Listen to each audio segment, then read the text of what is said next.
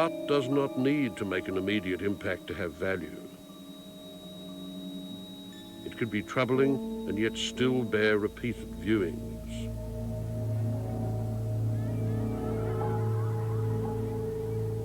And you can find this slow disclosure in the work of PaulaRego, an artist who is psychically tense without being melodramatic. I think she's the best painter of women's experience alive today.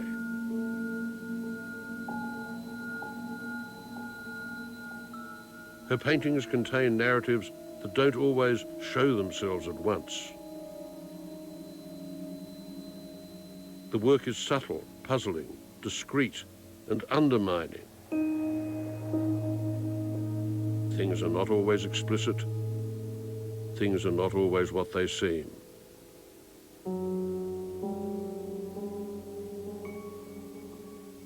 PaulaRego tells stories, fairy tales, fables, plays, parables, and the folklore with which she grew up.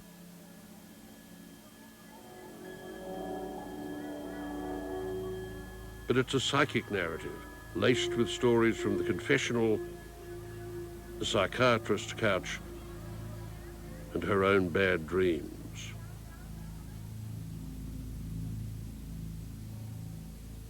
I think that all paintings, ever since they began to be paintings, were about stories.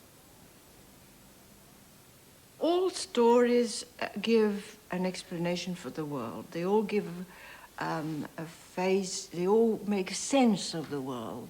They all make, in their way, they make sense of the world. And the violence in the world, which there is plenty of, you see also in the folk tales. So it makes sense of the world. It condenses it and gives it a form and makes it much more acceptable to see. Rego's paintings draw on memories of her childhood, a world of dark secrets, compromise and betrayal, a murky mythology in which the public and the private interweave in love and family life.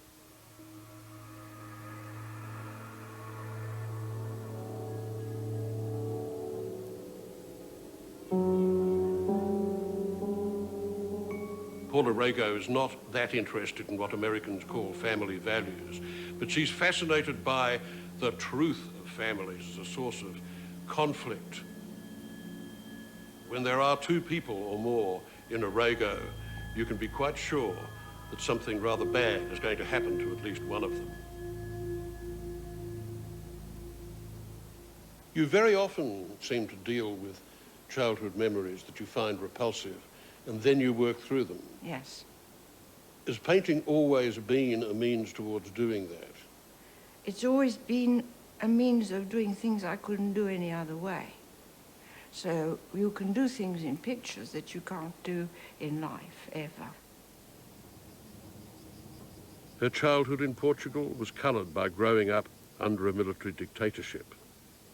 A work such as this, The Interrogator's Garden, shows a guilt-free fascist in rubber gardening gloves, a torturer, perhaps a rapist, a man confident of his own unassailable position in a society gone wrong that demeans women, bans dissent, and outlaws free speech. Her painting, The Policeman's Daughter, brings home the ruthlessness of a world where childhood is compromised and made sexual. The Policeman's Daughter.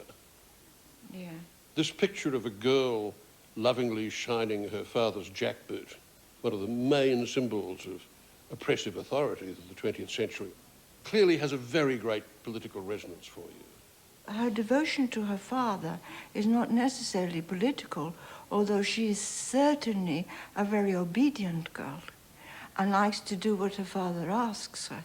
I think it's more that kind. If that is political, then it is political. But it has to do with obedience and being very well brought up.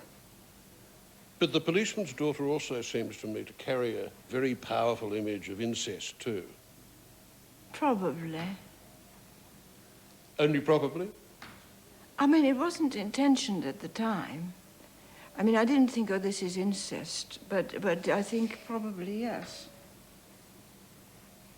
My daughter, who was posing for me, she was wiping, and I said, darling, just ram your fist down the boot. Ah. Right? And that's how it happened. Mm-hmm. I just told her, just ram your fist down there.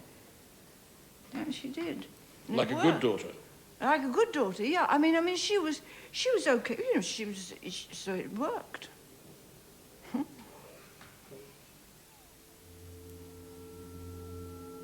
These are ambitious pictures, deeply engaged with the relationships people have with each other, with their imagination, and with their pasts.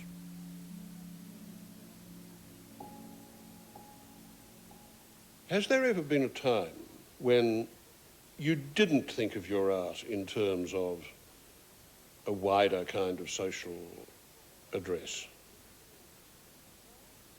Well, I never do think of it as a wide kind of social address. Yeah, but you're not a simple painter who paints, say, still lives. No, I don't know how to do, no. You're always I can't see painting the human point. situations. Yes, I am.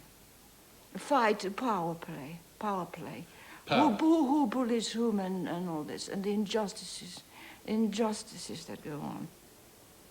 I mean, there's a whole series I did on abortion pictures, for instance, which were political pictures with a message, you know, straightforward message. And they were done because I wanted to do something about it, you see. In Portugal, abortion is still a crime, and these images show the consequences of people seeking backstreet abortions. The images are not sensational for sensation's sake. They're real and have a haunting impact. Rego's art makes it very clear that painting, in order to be contemporary, does not need to be about glitz or surface or media references, and that painting can actually have something to say, even though that something may not be immediately agreeable.